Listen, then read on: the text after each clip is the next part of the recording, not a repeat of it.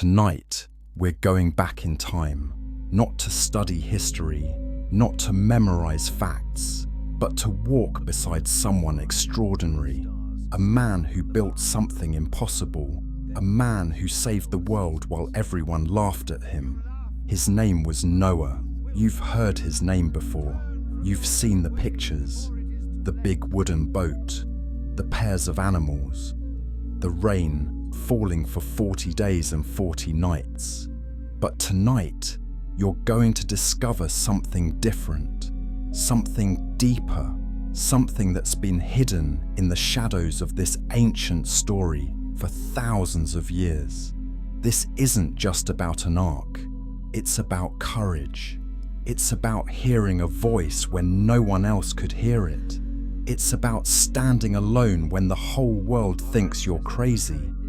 And it's about secrets, mysteries locked inside that wooden vessel that might change everything you thought you knew. So settle in, get comfortable, let your mind wander through this incredible story. And if you drift off along the way, that's perfectly fine. This journey will be here when you return. Before we step aboard the ark, before we meet the animals, before the first raindrop falls, let's go back even further. Let's go to the very last night of the old world, the night before everything changed forever. Chapter 1: The night before everything changed. Noah couldn't sleep.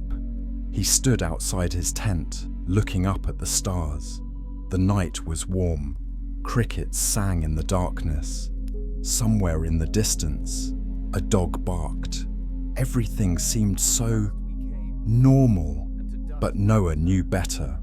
Tomorrow, the world would end. Not in the way people usually imagine endings, with fire or explosions or armies marching across the land. No. This ending would come with water, soft at first, like a gentle spring rain, then harder, then impossible. Water from above and water from below, until the entire earth disappeared beneath the waves. Noah was an old man now. His beard had turned silver. His hands, once smooth, were covered with calluses and scars from 100 years of building. Yes. 100 years. That's how long it took to build the ark that now stood behind him in the darkness. A massive shadow against the starlit sky. It was finished.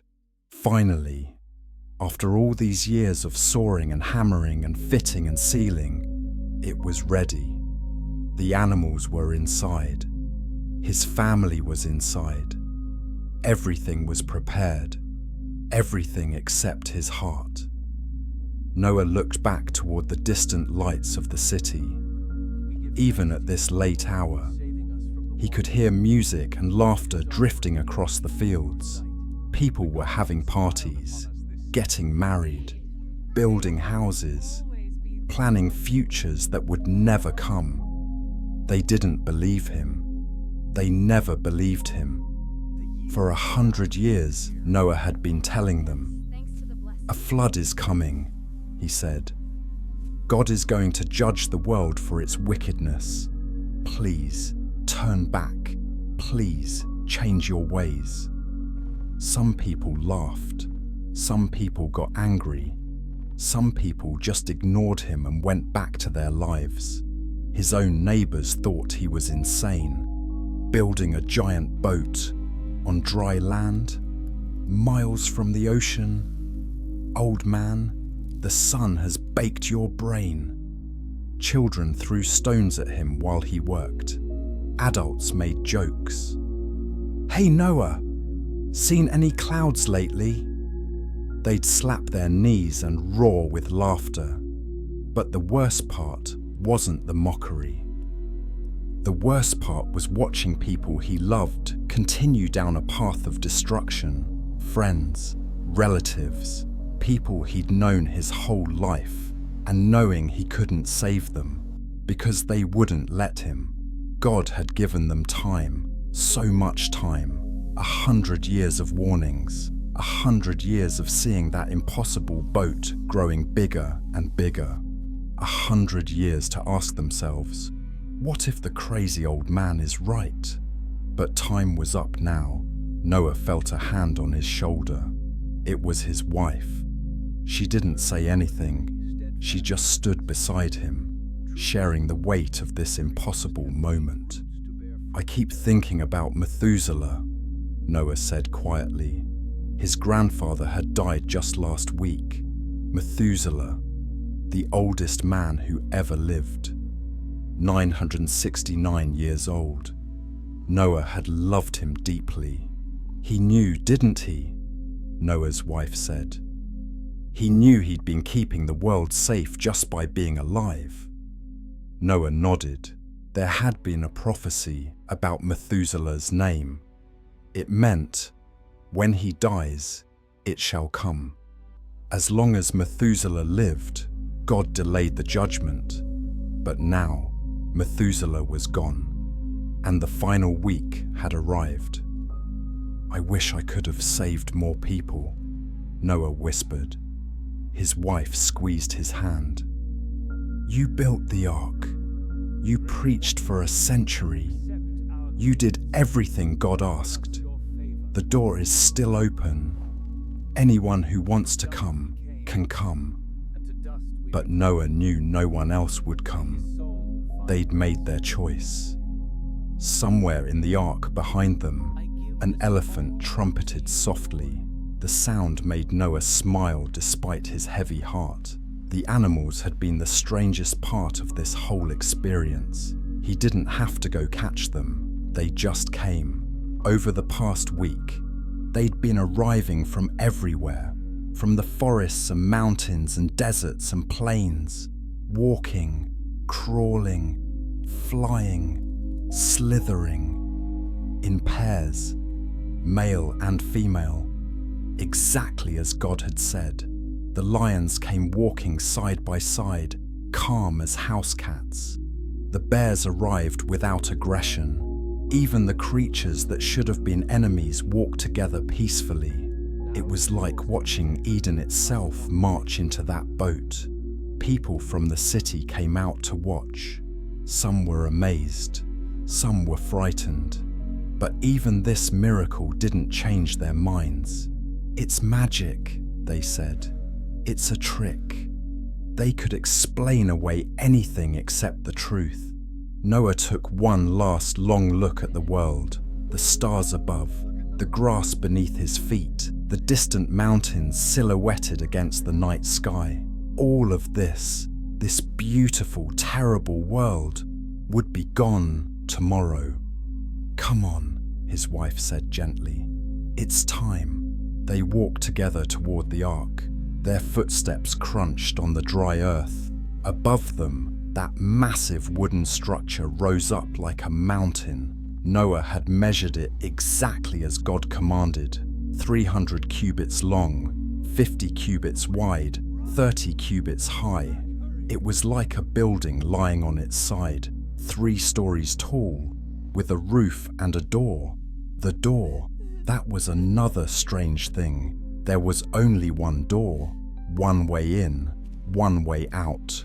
God had been specific about that.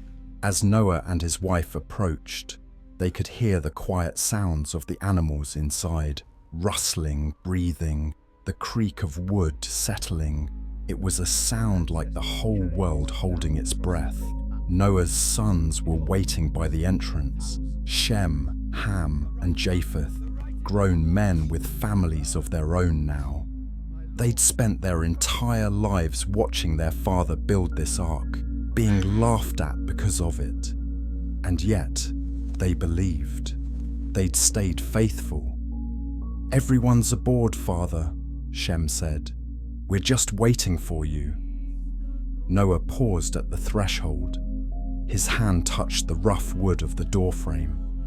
He'd cut this wood himself, shaped it, sealed it with pitch. Thick, black, waterproof pitch inside and out. This ark was his life's work. But more than that, it was God's design. Every measurement, every detail had been given to him in a vision so clear it was like God himself held the plans before Noah's eyes. "Before we go in," Noah said to his family, "I want you to remember something. This ark isn't just saving us, it's saving hope. It's saving the future. It's saving the promise that God made to Adam and Eve, that one day a savior would come. That promise needs people to continue.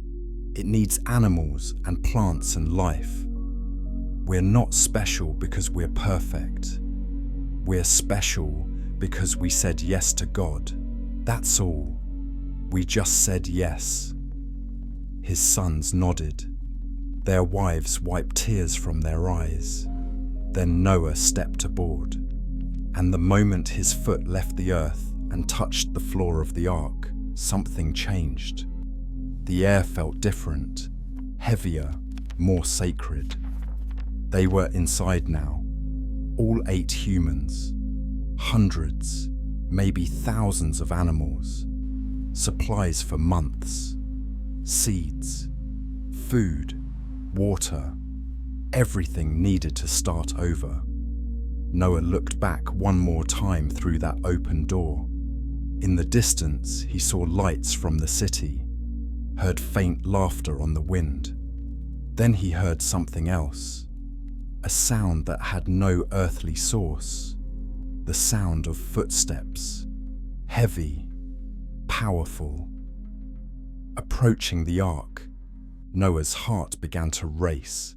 "Do you hear that?" he whispered. His family nodded, eyes wide.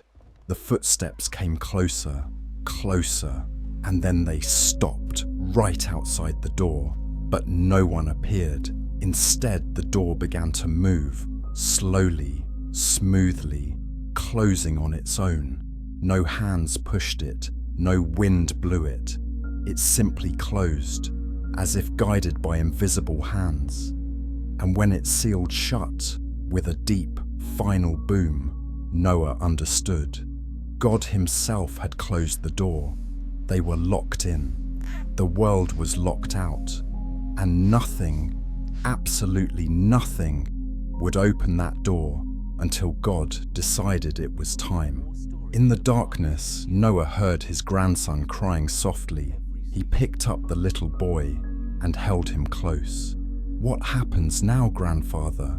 the child asked. Noah stroked his hair.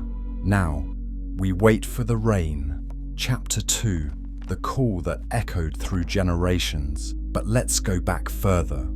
Back before the ark was finished. Before it was even started.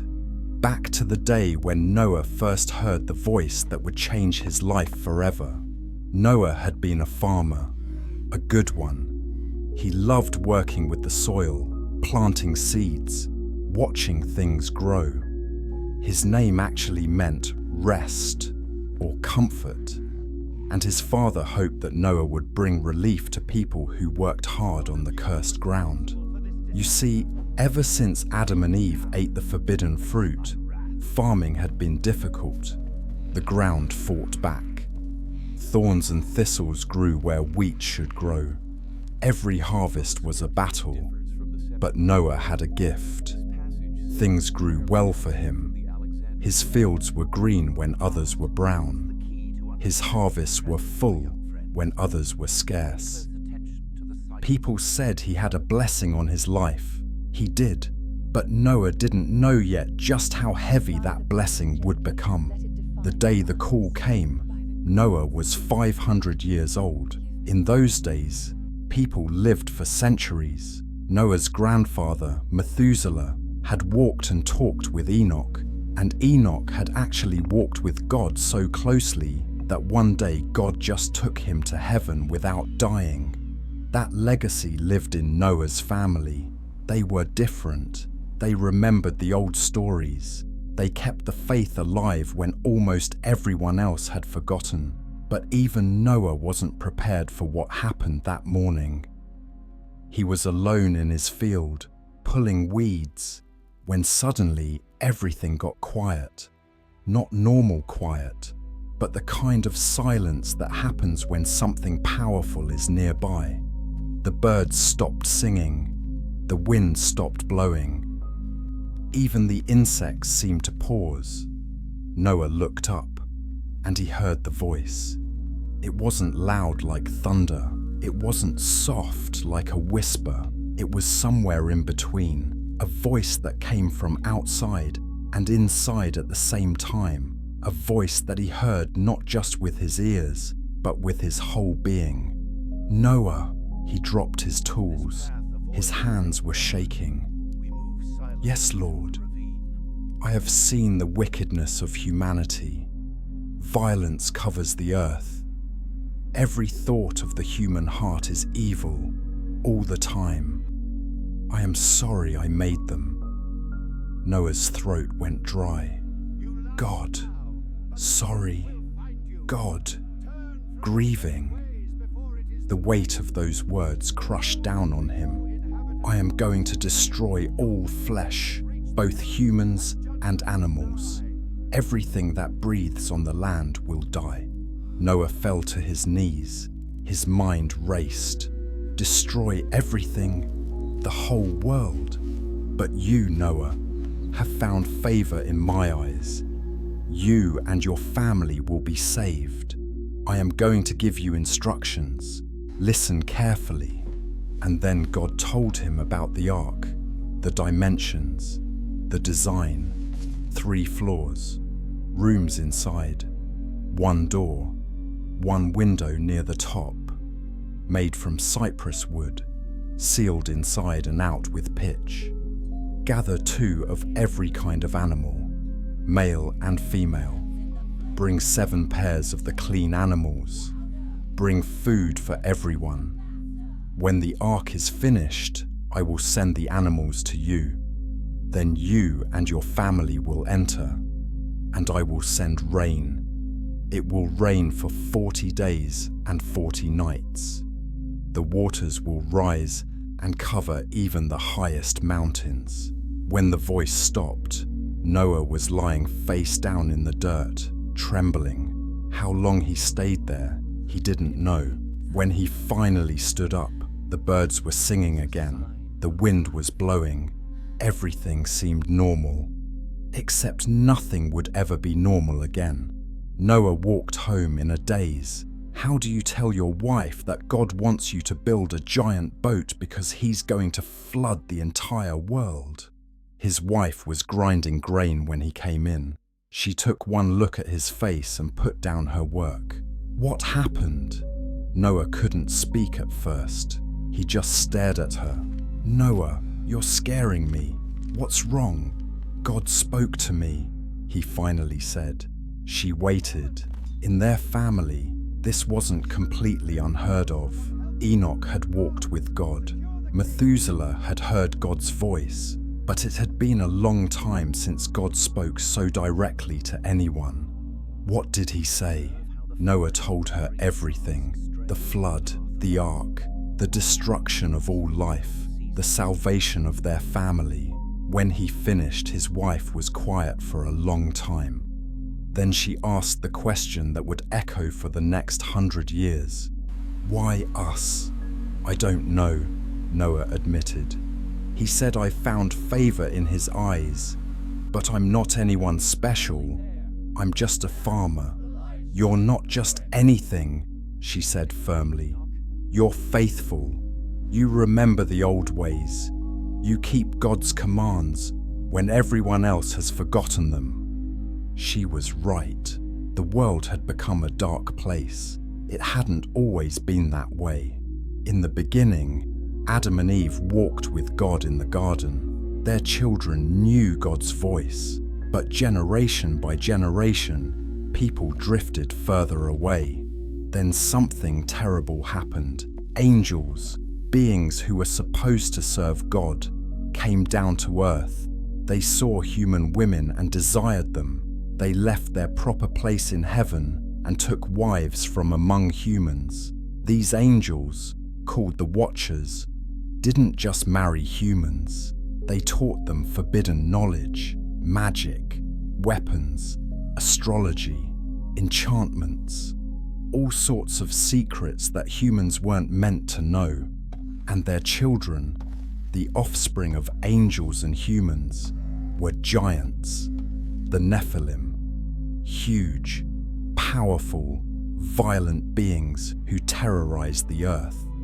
By Noah's time, the whole world was corrupted, violence everywhere, people hurting each other constantly, the Nephilim taking whatever they wanted, and dark knowledge being used for evil purposes. Noah was one of the few families who refused to mix with this corruption. They kept themselves pure. They kept their bloodline human. They kept their faith in the true God. That's why God chose them. But knowing why didn't make it easier. That evening, Noah gathered his sons. Shem, Ham, and Japheth were grown men, but they still respected their father deeply. "Boys," Noah said, "our lives are about to change. God has given me a task, and I need your help." He told them about the ark. To their credit, they didn't laugh. They didn't question. They'd been raised to trust God and honor their father. "How big is this ark, Father?" Shem asked. Noah drew the dimensions in the dirt. Their eyes widened. That's not a boat," Japheth said. "That's like building a floating village." "Yes," Noah agreed. "And it needs to be built perfectly, strong enough to survive months at sea, sealed completely so no water gets in, with rooms for animals and storage and living space." "How long will this take?" Ham asked. Noah looked at his sons. "I don't know. Years, maybe decades, maybe longer. And people will think we're crazy," Shem said quietly. "Yes," Noah said. "They will. They'll mock us. They'll laugh. They might try to stop us, but we don't have a choice. God has spoken, and when God speaks, we obey." His sons looked at each other. Then one by one, they nodded. "We're with you, Father," Shem said. The others agreed. Noah felt tears in his eyes. He had good sons, faithful sons. They would need that faith for what was coming. The next day, they began. First, they needed wood. Lots and lots of wood. God specified cypress, a strong, durable wood that resisted rot. They would need thousands of trees. But before they cut a single tree, Noah did something important. He started preaching. Every day, he went to the city. He stood in the marketplace where people gathered, and he warned them. "Listen to me. God has seen the violence and wickedness that covers this earth. He's going to send a flood to judge the world, but there's still time. Turn away from evil. Come back to God. When the ark is finished, there will be room for everyone who wants to be saved." At first, people just ignored him, but as weeks turned into months, and they saw Noah and his sons actually cutting down forests and hauling timber, they started paying attention. "What are you building?" they asked. "A boat," Noah said. "A boat out here, miles from any ocean. The water is coming," Noah said simply. "The water is coming to you." They laughed, they mocked, but Noah kept preaching, and he kept building. One day, an old friend came to visit. They'd grown up together. "Noah," his friend said, "people are worried about you. This building project, it's taking over your life. Your whole family is involved. Don't you see how crazy this looks?" Noah put down his hammer. "Do you think I'm crazy?" His friend hesitated. I think I think you've convinced yourself of something that isn't real. There's no flood coming, Noah.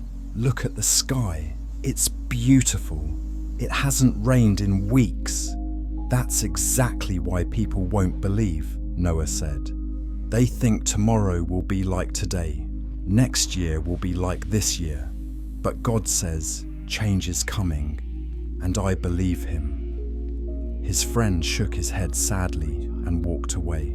Noah never saw him again. That was the hardest part. Not the physical labor of building, not the mocking and laughing, but watching people he loved reject the warning, watching them choose destruction. If you're listening to this and feeling sleepy, that's okay. Let yourself rest. The story will carry you along. Noah's journey took time, lots of time, and sometimes the most important journeys are the ones we take slowly, one step at a time. Did you know that Noah preached for 100 years? A whole century of warnings, a whole century of building, 100 years of giving people chances to change their minds.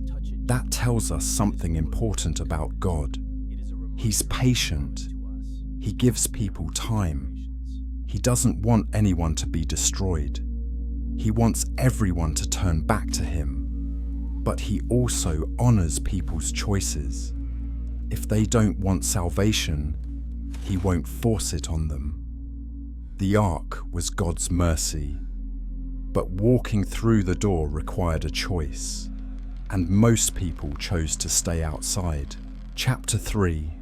Building the impossible dream. The first year of building was the hardest, not because of the physical work, although that was brutal, but because nothing looked like progress. They cut down trees, stripped branches, hauled logs, and at the end of each day, they still didn't have a boat.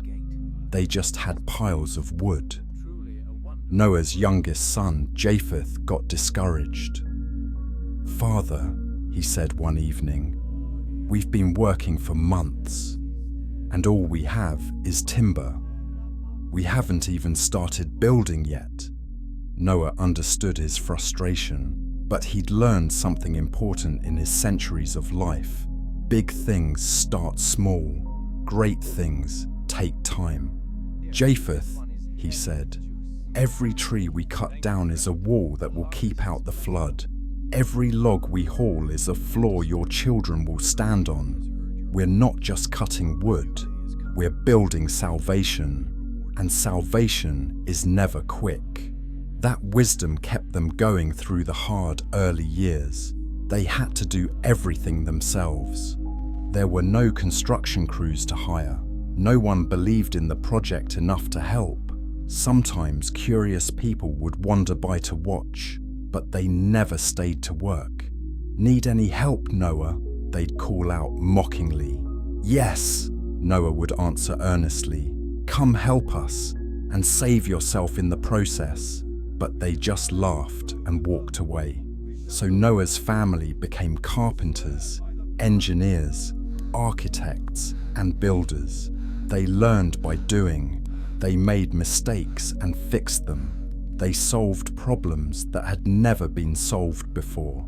How do you build a boat that's never touched water? How do you make it strong enough to survive a global catastrophe? How do you create rooms inside for thousands of animals? How do you keep it waterproof for months at sea? God had given the overall design, but Noah had to figure out the details. The pitch was crucial. Pitch is like tar, thick, sticky, waterproof. God told Noah to cover the ark inside and outside with pitch, not just in a few places, everywhere. Every crack, every seam, every joint. Finding enough pitch took years.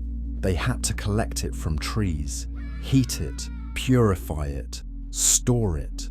The smell was overwhelming, sharp and chemical. It stuck to their skin and their clothes. They couldn't wash it off completely. Noah's grandchildren grew up smelling like pitch. Other children wouldn't play with them. "You smell like the crazy ark," they'd say. But those grandchildren learned not to care what others thought. They were part of something important, something holy. As the years passed, the structure began to take shape. First, the skeleton, huge wooden ribs that formed the frame. Then the planks, thick, heavy boards fitted together so tightly that not even a needle could slide between them. People from the city came out to see it now, not to help, just to stare. "It's actually real," they'd whisper. "The old man is really building it." Some felt a stirring in their hearts, a whisper of warning. What if Noah was right? What if the flood really was coming? But then they'd go back to the city, back to their normal lives, and that whisper would fade. Because believing Noah meant changing everything. It meant admitting they'd been wrong. It meant leaving behind their comfortable lives.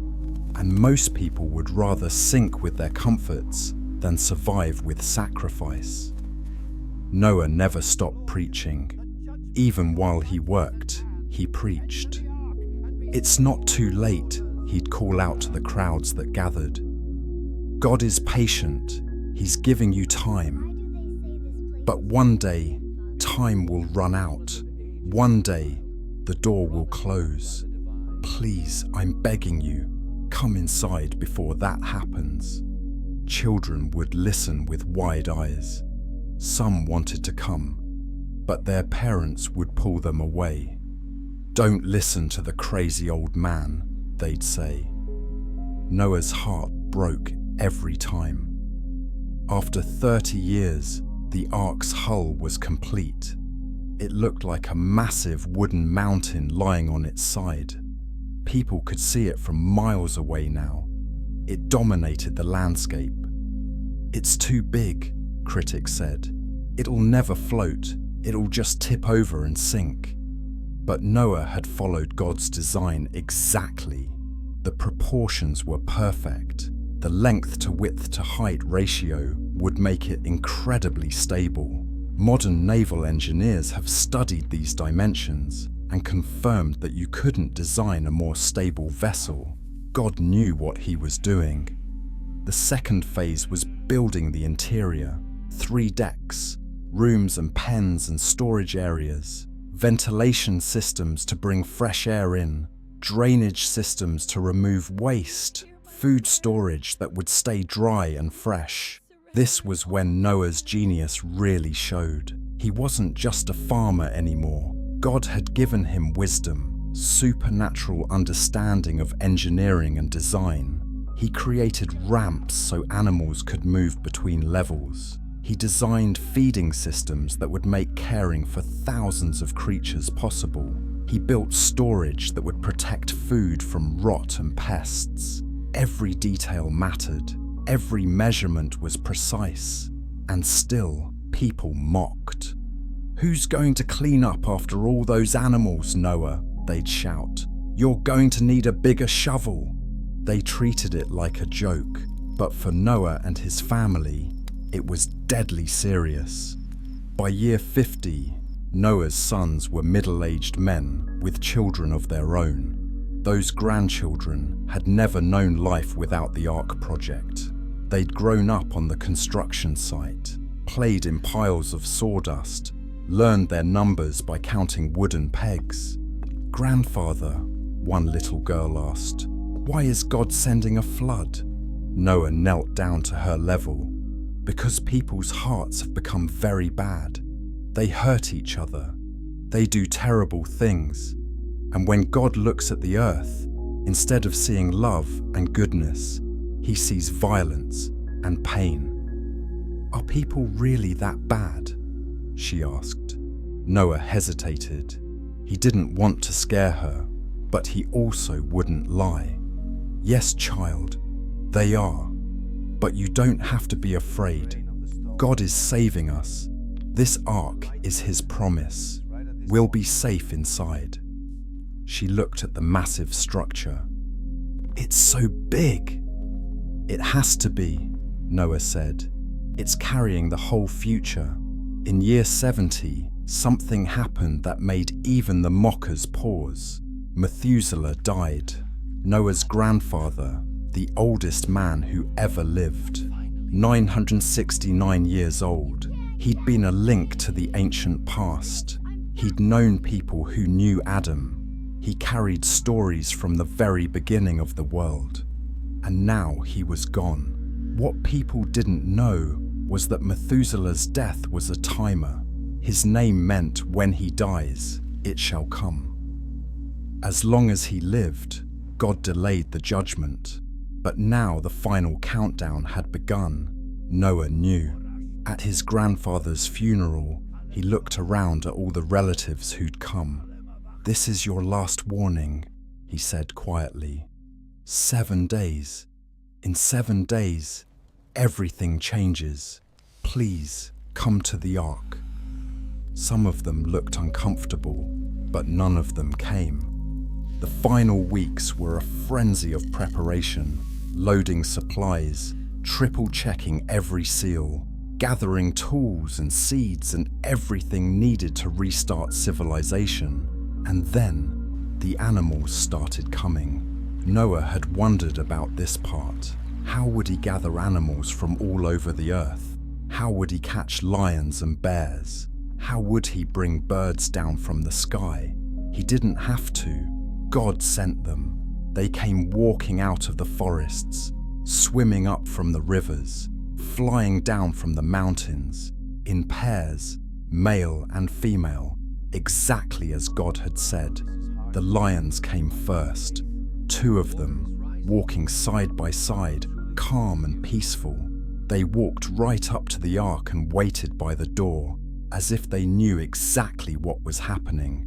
Then came the bears, the wolves, the deer, the elephants, creatures Noah had never even seen before. Animals from distant lands, birds of every color, reptiles, insects. They kept coming, day after day, a parade of life marching towards salvation. People from the city came out to watch. They were amazed, frightened. Some of them finally started to wonder if maybe, just maybe, Noah had been right all along. But still, they didn't come inside. On the 7th day, Noah stood at the door of the ark and made one final plea. "This is the last day," he called out to the crowd that had gathered. "Tomorrow it begins. Today the door is still open. Please, I don't want anyone to die. Come inside, there's room for everyone." The crowd was silent. Noah could see the struggle on some faces. They wanted to believe. They wanted to be saved. But stepping through that door meant admitting they'd been wrong for 100 years. It meant leaving everything behind, and they couldn't do it. As the sun began to set on that 7th day, Noah took one last look at the world. Then he turned and walked into the ark.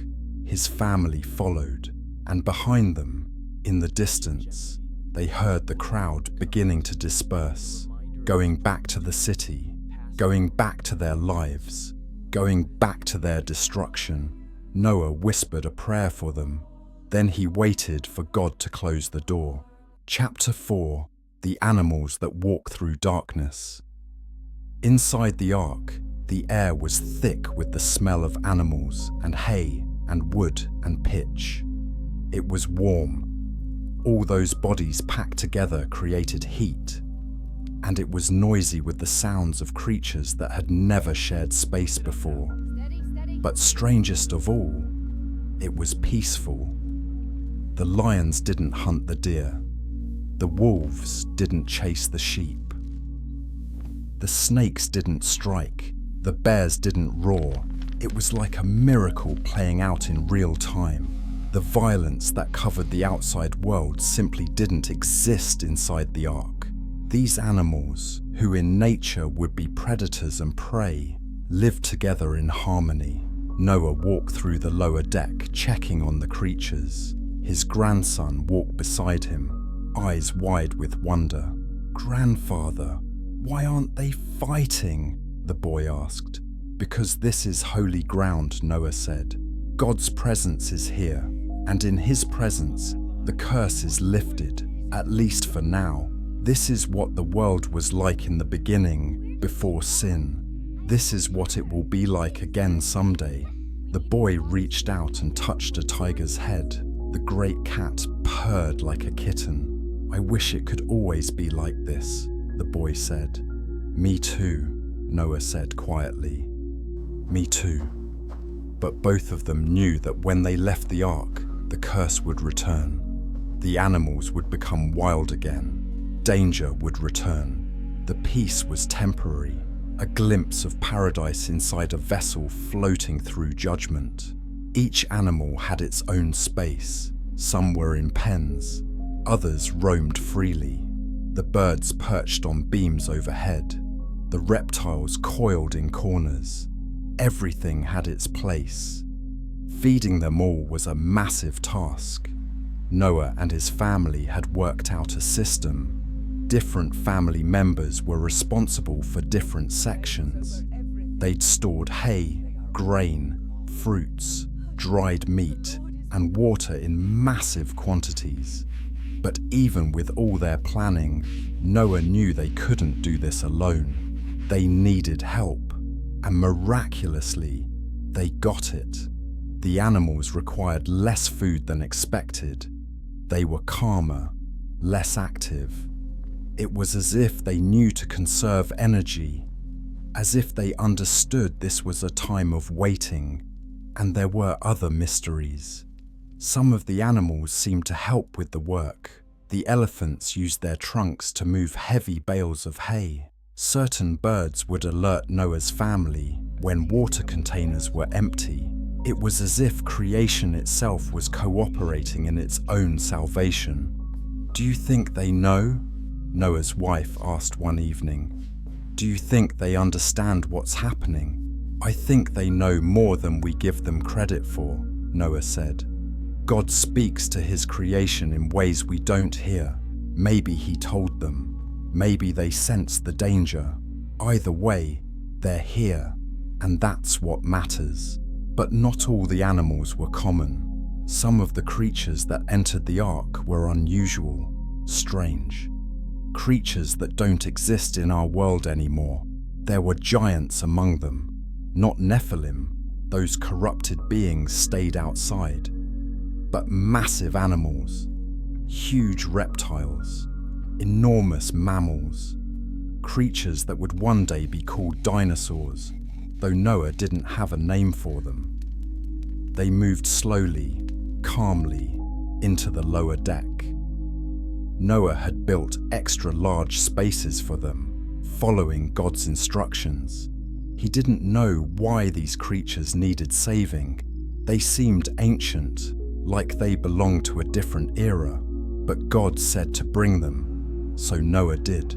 Some of those animals wouldn't survive long in the post-flood world. The climate would change. The food sources would be different. Many would die out within centuries. But for now, they were here, preserved inside the ark like living fossils, carrying the memory of a stranger world.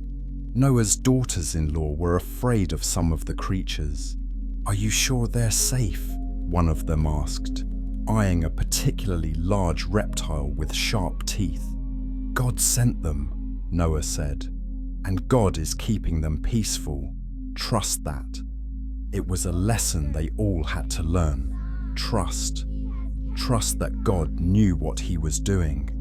Trust that his protection was real. Trust that this impossible situation would somehow work out. The nights were the hardest. In the darkness, with only oil lamps flickering, the ark felt smaller. The animal sounds were louder, and everyone was intensely aware that outside these wooden walls, the world was ending. Noah would walk through the decks at night, unable to sleep. He'd run his hands along the walls he'd built, walls that were now all that stood between his family and death. Did I build them strong enough, he'd wonder? Did I seal every crack? Did I miss anything? But then he'd remember, this wasn't just his work. This was God's work through him, and God doesn't make mistakes. One night, he found his son Shem sitting with the animals, unable to sleep. "Father," Shem said, "do you ever doubt? Do you ever wonder if we did the right thing?" Noah sat down beside him. "Every day," he admitted. "I think about the people who didn't come. I think about my friends, my relatives, and I wonder if I could have done more, said something different, been more convincing. Do you think any of them believed, even at the end?" "I don't know," Noah said. "I hope so. I hope that in those final moments, some of them cried out to God, because He's merciful. If they truly turned to Him, He would have found a way." They sat in silence for a while, listening to the gentle breathing of sleeping animals. "These creatures trust us," Shem said. "They came here willingly.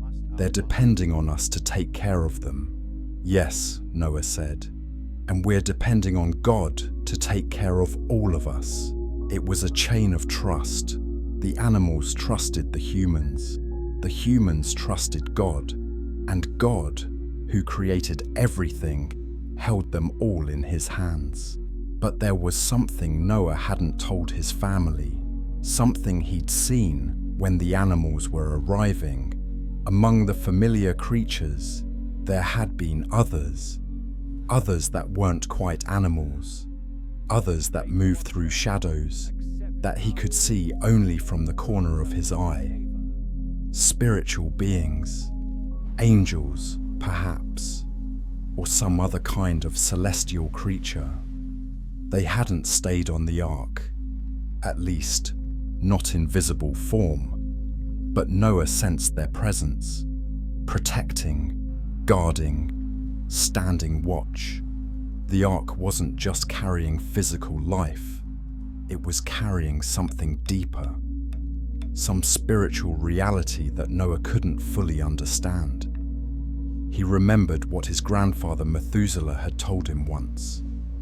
"The visible world is just the surface, Noah. Underneath, there's a whole reality we can't see. Angels and demons, spirits and powers. And sometimes, in special places, the veil between those worlds gets thin." The ark was one of those places. It wasn't just a boat. It was a sacred space, a temple floating on the waters of judgment, a place where heaven touched earth, where the natural and supernatural mixed. And Noah, walking through its wooden corridors at night, could feel it, the weight of holiness, the presence of something greater than himself. He didn't talk about it much. Some things are too sacred for words. Some experiences change you so deeply that explaining them would diminish them. But he knew, and that knowledge kept him strong through everything that was coming. If you're still listening, let yourself drift. Let this story carry you like the ark carried Noah. Sometimes the best journeys are the ones we take while resting, while letting go of control, while trusting that something bigger than us is guiding the way. The animals in the ark trusted Noah. Noah trusted God. And maybe, just maybe, you can trust that this moment, right now, is exactly where you need to be. Safe, protected, held, just like Noah and his family, floating through the storm in a vessel built by hands, but sealed by heaven. Chapter 5. Secrets sealed in cedar and pitch. There's something about the ark that the Bible mentions but doesn't explain. The measurements are given precisely, the materials are specified, but there's a deeper layer, a pattern woven into those numbers that connects the ark to other sacred structures, 300 cubits long, 50 cubits wide, 30 cubits high. These aren't random numbers. In ancient understanding, numbers carried meaning. They were more than just measurements. They were messages. And the proportions of the ark match proportions found in the tabernacle Moses would build centuries later, and even in the dimensions of Solomon's temple. Why would God use the same proportions for a floating vessel and for his dwelling place? Because both were serving the same purpose, preserving God's presence and plan through judgment. The ark was more than a rescue boat. It was a mobile sanctuary, a place where God's presence dwelt while the rest of the earth was being cleansed. Noah didn't understand all of this when he was building. He just followed the instructions. But looking back, the pattern is clear. Everything God designs has layers of meaning, and there were other secrets sealed inside the ark.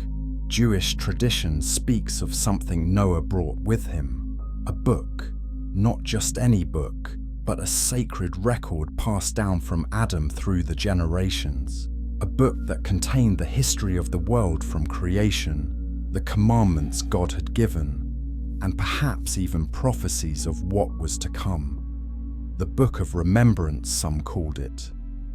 Whether this book actually existed or not, we can't know for certain. But we do know that Noah carried knowledge, stories, truth, the memory of Eden, the promise of a coming Savior, the covenant between God and humanity. All of that was preserved in the ark, passed through the flood, and given to the new world. Without Noah, humanity would have forgotten everything. We wouldn't know about creation, about the garden, about the fall, about God's character and promises. Noah was more than a builder. He was a guardian of truth, and he took that responsibility seriously. Inside the ark, he taught his grandchildren. He told them stories every night, stories of Adam walking with God in the cool of the day, stories of Eve and the serpent, stories of Cain and Abel, stories of Enoch, who walked with God and never died. "Why is it important to remember these things, grandfather?" one child asked. "Because if we forget where we came from, we'll forget where we're going," Noah said. These stories aren't just history, they're promises. God created the world good. Sin corrupted it, but God has a plan to make it good again. And these stories remind us to keep hoping, keep believing, keep trusting Him. The children listened with wide eyes, memorizing every word. They understood, even at their young age, that they were part of something bigger than themselves. They were the bridge between the old world and the new. But there was something else inside the ark. Something had been given and told to protect. Seeds. Not just any seeds. Seeds from the Garden of Eden itself. According to ancient tradition, before God drove Adam and Eve from the garden, He allowed them to take seeds. Seeds from the tree of life, not the fruit. Eating the fruit was forbidden after the fall, but seeds, which carried potential, not power. These seeds had been passed down through the faithful line, from Adam to Seth, from Seth to Enosh, from Enosh through the generations to Noah, and now they were sealed inside the ark, protected from the flood. When the new world emerged, these seeds would be planted, and though they wouldn't grow into the tree of life, that tree was guarded in paradise by angels with flaming swords. They would grow into something special. Trees with healing properties, plants with unusual strength, vegetation that carried a whisper of Eden. Whether this tradition is literal or symbolic, it points to a deeper truth. The ark preserved not just life, but blessing, not just existence, but potential, not just survival, but hope. Noah's wife kept the seeds in a special container. She checked on them daily, making sure they stayed dry. She treated them with reverence, knowing they represented something sacred. "Do you think Eden still exists?" she asked Noah one day. He was quiet for a long moment. "I think it exists, but not in the world we know. God sealed it off, but I believe it's still there, somewhere beyond the veil, waiting." Waiting for what? For the day when everything is restored, when the curse is lifted, when God makes all things new. She looked down at the seeds in her hand. "These feel like a promise." "They are," Noah said. "A promise that death doesn't get the final word. That beauty can rise from ashes. That even when everything seems destroyed, God is preparing something new." That hope sustained them through the darkest days ahead. But the ark held other mysteries too. In its sealed chambers, there may have been more than anyone knew. Some ancient texts suggest that Noah also preserved knowledge of the stars, not for astrology or fortune-telling, which were forbidden, but for understanding God's calendar. The movements of celestial bodies marked times and seasons. They told stories of God's plan written in the heavens. The constellations weren't random, they were purposeful. And the knowledge of what they meant had been passed down from the beginning. Did Noah carry star charts, maps of the heavens, instructions for reading God's cosmic calendar? We don't know for certain, but we do know that after the flood, humanity still possessed this knowledge. Abraham would later be told to look at the stars. The wise men would follow a star to find Jesus. Somehow, that knowledge survived, and the ark was the bridge. There's one more secret worth mentioning: the pitch. God told Noah to cover the ark inside and outside with pitch. In Hebrew, the word for pitch is the same word that would later be translated as atonement. Pitch sealed the ark. It covered every crack. It protected those inside from the waters of judgment. Atonement, the sacrifice that would one day come through Jesus, would seal humanity. It would cover our cracks and failures. It would protect us from the judgment we deserve. The ark, covered in pitch, was a picture of salvation. Those inside were saved not by their own goodness, but by being covered, protected, sealed. Noah and his family didn't survive the flood because they were perfect. They survived because they were covered. And that's the message of the ark that echoes through all of Scripture. We don't have to be perfect. We just have to be covered. We don't have to be sinless. We just have to be sealed. We don't have to earn salvation. We just have to enter in. The pitch on the ark preached that sermon silently for 100 years, and it still preaches it today. As Noah ran his hands over those pitch-covered walls, feeling the sticky, protective coating, did he understand? Did he grasp that he was living inside a prophecy? Maybe not fully, but he knew enough. He knew that God's mercy was greater than humanity's sin. He knew that God makes a way when there seems to be no way. And he knew that being inside was everything. On the other side of those walls, death. Inside those walls, life. It was that simple and that profound. Chapter 6. The day the sky broke open, it didn't start with rain.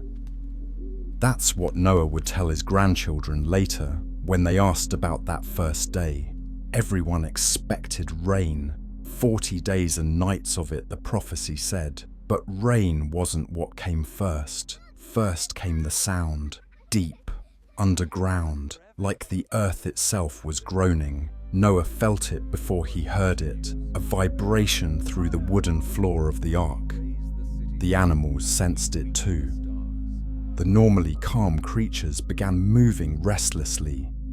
Birds fluttered, horses whinnied. Even the great reptiles lifted their heads, alert. "Father, what is that?"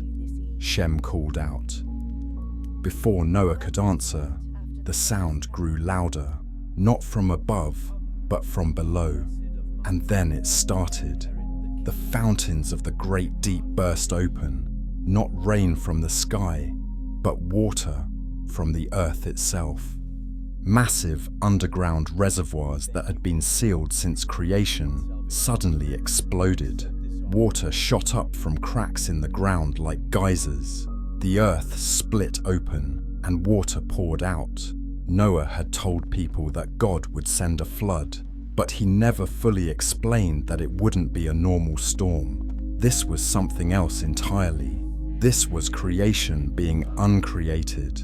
The order God had established in Genesis, separating the waters above from the waters below, was being reversed. The world was returning to chaos. Through the small window near the top of the ark, Noah could see the distant city. People were running, screaming. The water was rising fast, not from rain falling, but from the earth itself vomiting up water. Within hours, the ground around the ark was covered. The water kept rising, higher, higher, and then the rain started. But this wasn't a normal rain. This was a deluge, a torrent, water falling so thick you couldn't see through it. The sound was deafening, like standing under a waterfall that covered the entire world. "Grandfather, I'm scared," a child cried, clutching Noah's robe. Noah picked her up, holding her tight. "We're safe," he said, though his own heart was pounding. "God sealed us in. Nothing can touch us." But even as he spoke comfort, he was terrified by what he was seeing. The sheer power of this judgment was beyond anything he'd imagined. The ark began to move. At first, just small movements, gentle rocking. But as the water rose higher, the massive vessel lifted off the ground. For 100 years, it had sat on dry land. Now, for the first time, it was doing what it was built to do. It was floating. Noah's family ran to the windows. Through the rain, they could see the landscape changing. Fields disappeared under water. Trees were submerged. Hills became islands, then vanished. And the sounds, the terrible sounds from outside, people screaming, pounding on the walls of the ark. "Noah, let us in. Please, we were wrong. Let us in." Noah stood frozen, his hand on the wall. On the other side of that wood, people he'd known his entire life were dying. People he'd warned for a century. People he'd begged to come inside. But the door was sealed, not by Noah, by God. And Noah couldn't open it even if he wanted to. "Please," the voices were desperate now. "We believe you. We believe. Open the door." Noah's wife was weeping. His sons stood with their hands over their faces. The grandchildren hid in the interior rooms, covering their ears. The pounding continued. For how long, Noah didn't know. Minutes? Hours? It felt like forever. And then, slowly, the voices faded. The pounding stopped, and there was only the sound of rain. Endless, merciless rain. Noah sank to his knees, sobbing. He tried to save them. For 100 years he tried, but they wouldn't listen. They wouldn't believe. And now it was too late. His wife knelt beside him, and they grieved together for a world that was dying outside their walls. The water continued rising, day after day, week after week. The ark floated on an ocean that had once been land. Everything was gone, everything except them. On the 40th day, the rain finally stopped, but the water didn't recede. They were floating on an ocean that covered the entire earth. The highest mountains were 20 feet underwater. If you could have seen the earth from above, it would have looked like the very first day of creation, before God separated the land from the seas. A water world, formless and void, except for one thing, one massive wooden vessel, floating like a seed pod on the surface of judgment, carrying the future inside. The family settled into a routine. They had no choice. This was their life now, an endless horizon of water in every direction. They cared for the animals, told stories, taught the children, prayed, and waited. Waiting was the hardest part. How long would this last? When would the water recede? When could they leave? God had told Noah about the rain, 40 days, but he hadn't said how long they'd be on the water. That part was a mystery.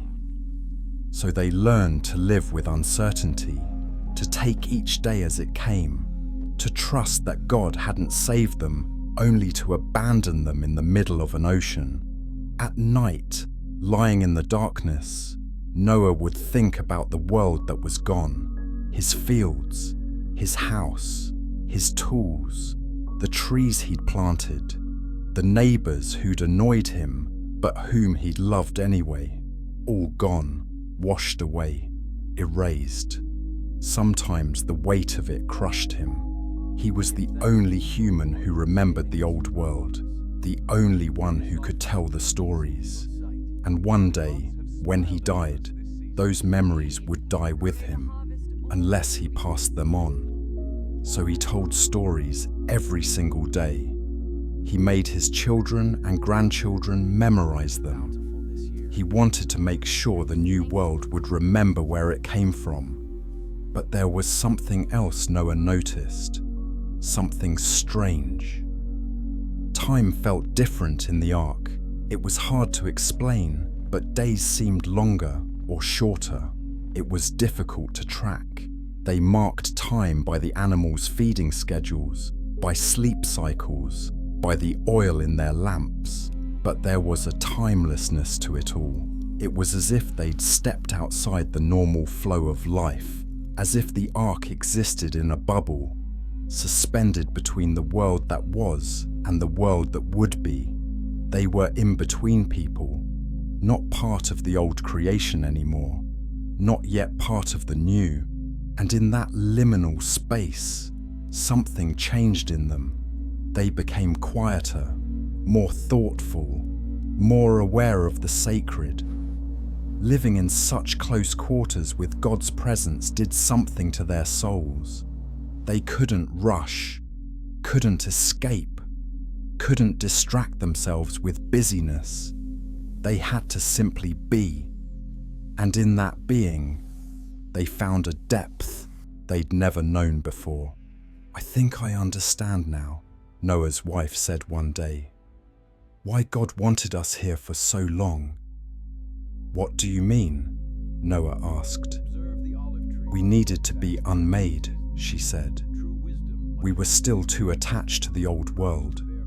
We needed time to let it go, time to become new people, ready for a new beginning." Noah looked at her with fresh appreciation. She was right. The ark wasn't just protecting them from the water, it was transforming them. They were being refined, stripped down, purified, so that when they stepped out, they'd be ready to start again. The months passed slowly. 5 months, 6 months, 7. And then, one day, there was a jolt. The ark had touched something solid. "We've stopped!" Japheth called out, running to find his father.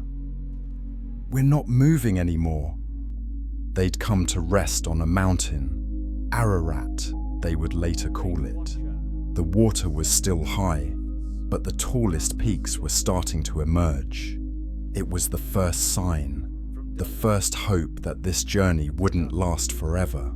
Land was returning, creation was being reborn, and soon, they would be able to step out into a whole new world. Chapter 7: Inside the Floating World. Month after month on the water did strange things to the mind. There were days when the rocking of the ark felt soothing, like being rocked in a giant cradle, and there were days when it felt suffocating, like being trapped in a wooden prison with no escape. Noah's family had to learn how to live together in ways they'd never imagined.